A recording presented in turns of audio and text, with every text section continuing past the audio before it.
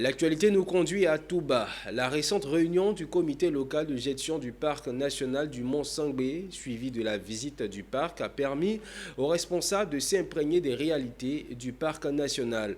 Il ressort de cette rencontre que des personnes s'adonnent au braconnage dans le parc et des stratégies et mesures idoines doivent être prises pour mettre fin aux activités de ces braconniers déguisés. Théodore Kanga.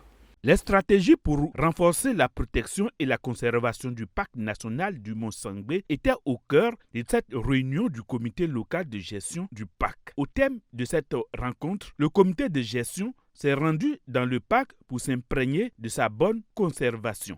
Colonel Zanou Moïse, directeur régional de l'Office ivoirien des parcs et réserves OIPR, s'est réjoui de la visite des membres du comité de gestion dans cette forêt. Je suis heureux parce que c'est un projet qui nous tenait à cœur.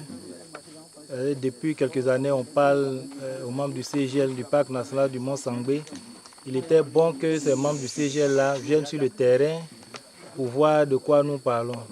Voilà, nous espérons qu'avant notre sortie, ils auront la chance de voir des animaux, de découvrir un peu plus le Parc national du Mont Sangbé. Le représentant du directeur général de l'OIPR, le colonel Gonto Gbassaa, a félicité les agents et le comité de surveillance pour le travail abattu depuis plusieurs années. Aussi, a-t-il annoncé des mesures drastiques contre les dozos déguisés qui s'adonnent au braconnage dans le Mont Sangbé. Il nous a été signalé au cours de cette session que beaucoup de sessions d'oiseaux sont en train de s'installer dans les villages riverains du parc. La première solution, c'est l'application pure et simple de la loi. Un dozo ne peut pas se retrouver en déphasage avec les lois de la République de Côte d'Ivoire.